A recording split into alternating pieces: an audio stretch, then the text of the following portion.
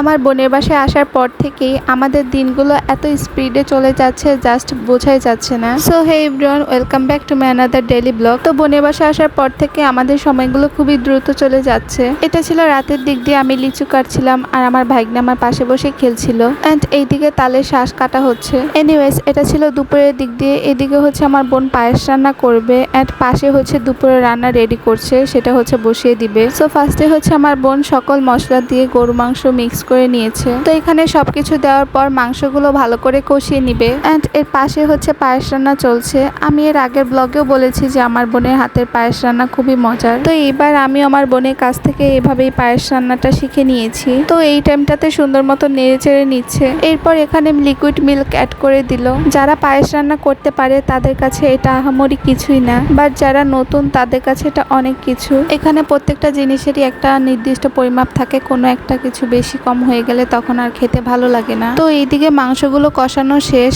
এখন এই মাংসগুলো কুকারে দিয়ে দিবে। তো ওইদিকে তো মাংস রান্না হচ্ছে, আর এদিকে আমার বোন এখন খিচুড়ি রান্না করবে। তো খিচুড়ির জন্য যা যা লাগছে এখানে সবকিছুই দিয়ে নিচ্ছে। সো এটার ভিডিও আর করা হয়নি। তো রান্না বান্না শেষে আমরা সবাই এখানে লাঞ্চ করতে বসে পড়লাম। খিচুড়ি আর গরু মাংসের কম্বিনেশনটা খুবই দারুণ লাগে। এটা ছিল আমার ভাগ্নির, একবার ক্যামেরা দেখলে ওকে আর কিছুই শিখিয়ে দেওয়া লাগে না। গরু মাংসের তরকারি এত পরিমাণে মজার হয়েছিল, মনে হচ্ছে হোটেলের। বাহিরে যে পরিমাণে গরম এখানে, বাট আমাদের সবার খিচুড়ি খেতে ইচ্ছে করছিল। এর জন্য আপু আমাদের জন্য খিচুড়ি আর গরু মাংস রান্না করেছে। আপু ফার্স্টে হচ্ছে আমাদের জিজ্ঞাসা করে নিয়েছিল আমরা কি খাবো।